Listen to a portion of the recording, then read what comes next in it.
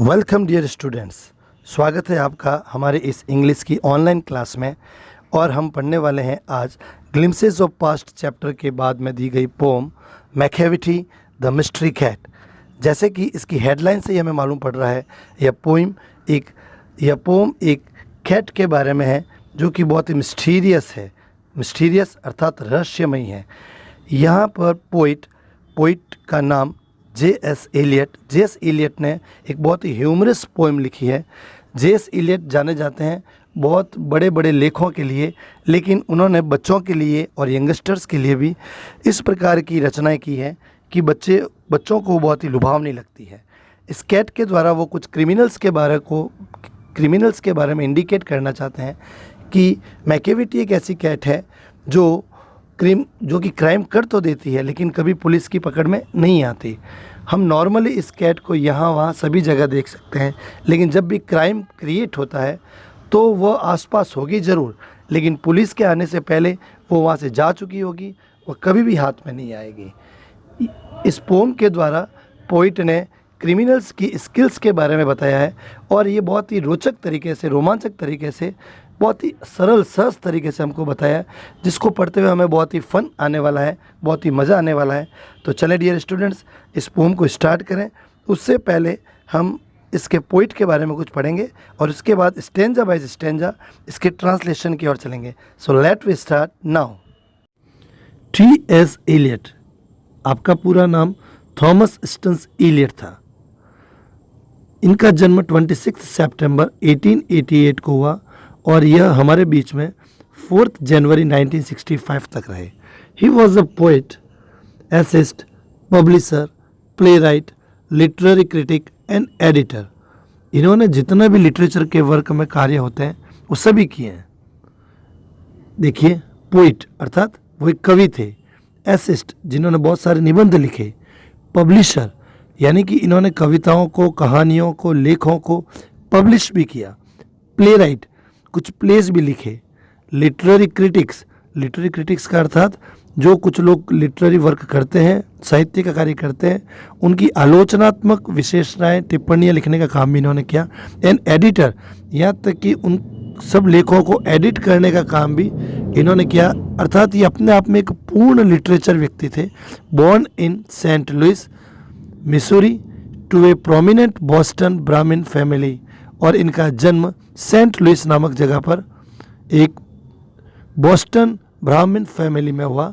He move to England in 1914, जो कि England में जाकर के बसे, बेसिकली अमेरिकन थे। At the age of 25 and went on to settle and work, और फिर जाकर के वहीं पे अपने कार्य की ओर लग गए।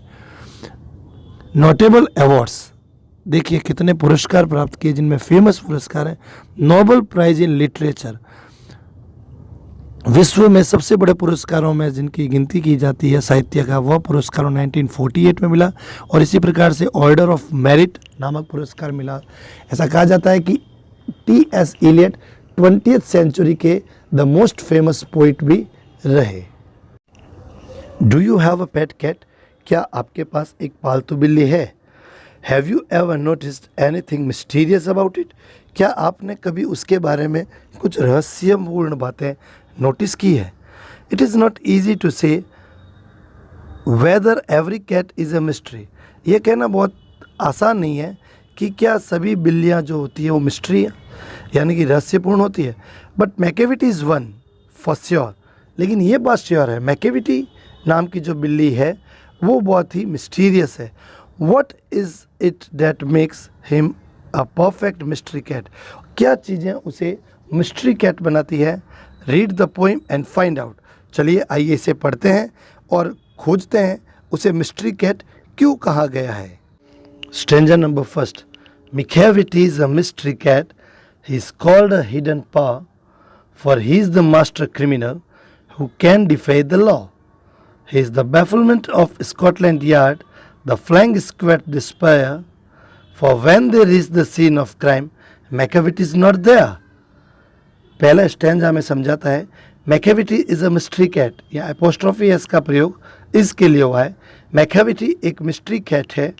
ही इज़ कॉल्ड हिडन पॉ, और इसे हिडन पॉ, हिडन अर्थात छुपा हुआ, जो कभी मिलता नहीं, पॉ अर्थात पंजा, उसका एक नाम दिया गया है कि यह छुपा हुआ पंजा है जो कभी भी पुलिस के हाथ में नहीं आया।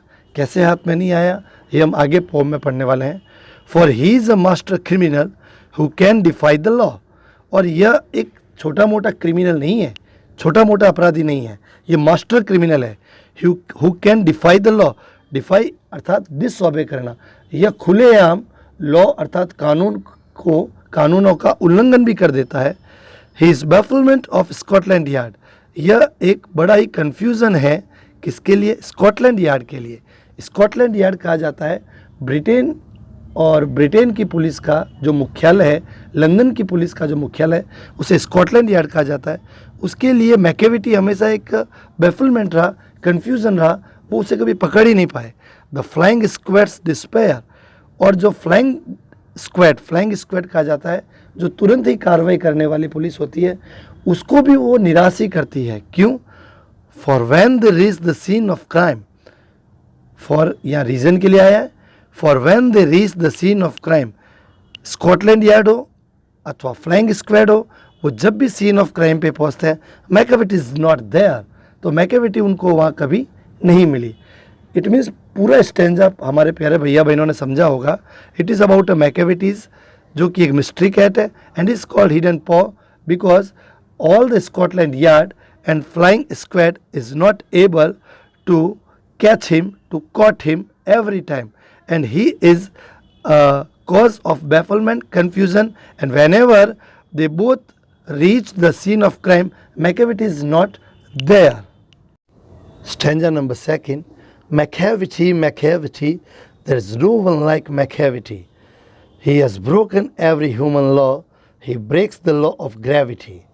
His parts of levitation would make a fakir stare, and when you reach the scene of crime, Macavity is not there. In the starting of second stanza, the poet repeated the name of the Macavity. Macavity, there's no one like Macavity. यह बार बार इसलिए किया जाता है कि वह इसी पर जोर देना चाहता है, हम कंसंट्रेट इधर ही करें और मैकेविटी के बारे में पढ़ें कि मैकेविटी जैसा कोई नहीं है। ही has broken every human law, यहाँ पर एपोस्ट्रॉफी एस के बाद थर्ड फॉर्म है ब्रोकन, ब्रेक, ब्रोकन, तो हम एस को हैज़ पढ़ेंगे।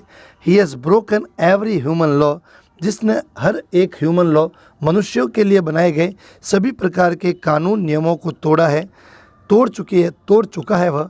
ही breaks the law of gravity, और केवल कानूनों को ही नहीं, उसने ग्रेविटी के नियमों को, ग्रेविटी अर्थात गुरुत्वाकर्षण के नियमों को भी तोड़ दिया। ऐसे कैसे हुआ? His parts of levitation would make a fakir stare. उसकी जो शक्तियाँ हैं, parts of levitation अर्थात हवा में बहते रहने की, floating in the air, वो हवा में बिना किसी सहारे के भी उड़ सकती है, बह सकता है। would make a fakir stare, फ़कीर वो होते हैं जो कि जादू करते हैं, जो कि इनक्रेडिबल वर्क्स करते हैं, और वो भी उसे स्टेयर करते रह जाते हैं, घूरते रह जाते हैं। एक ऐसे लोग जो चमत्कारी होते हैं, वो भी उसके इस हवा में झूलते रहने के जादू को देख करके उसे घूरते रह जाते हैं। And when you reach the scene of crime, और जब तक कि आप उस सीन ऑफ क्राइम पे पहुँचें जहाँ पर अपराध हुआ है, मैकेविटी इज़ नॉट देयर, तो मैकेविटी वहाँ पर नहीं है। You may seek him in the basement, you may look up in the air, but I tell you once and once again, Macavity is not there.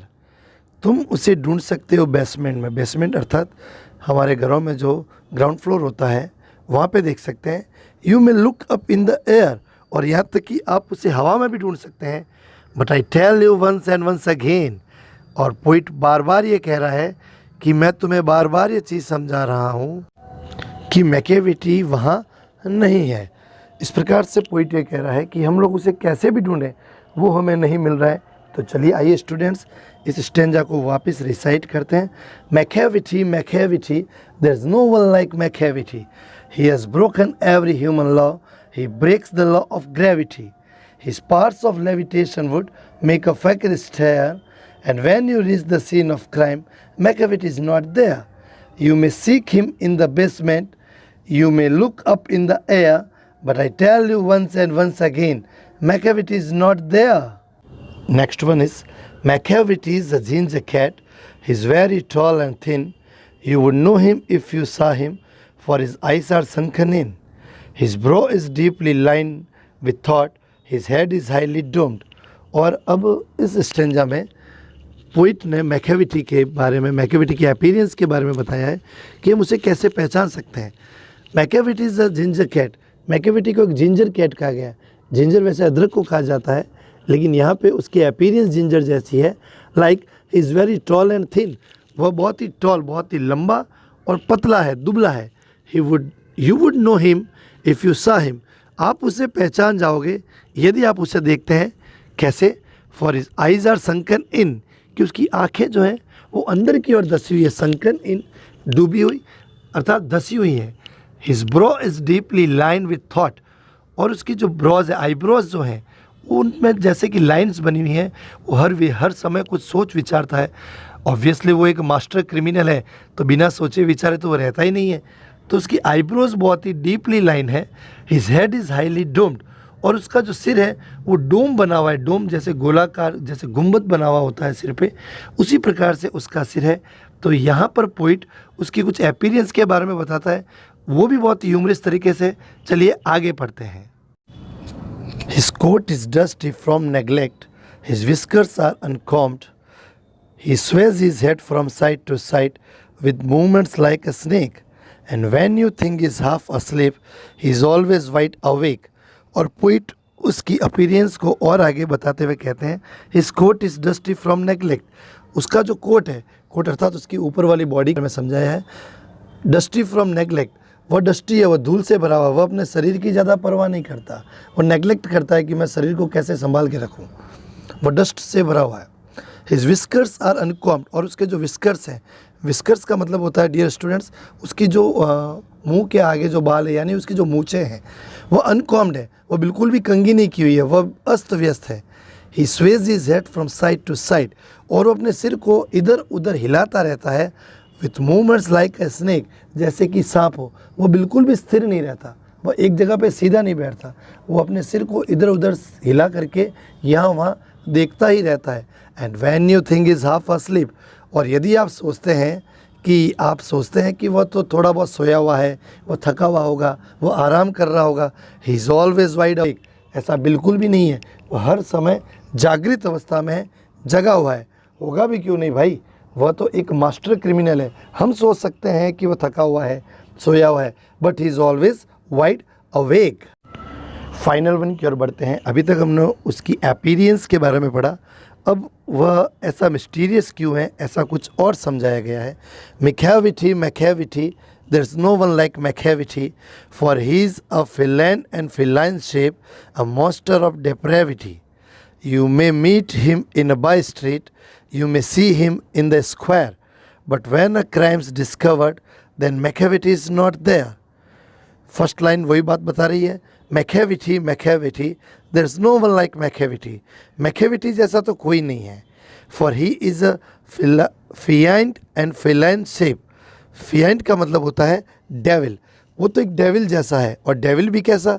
In feline shape. Feline जो कि cat से related, किसी भी family के बारे में feline शब्द आता है तो रिलेटेड टू कैट।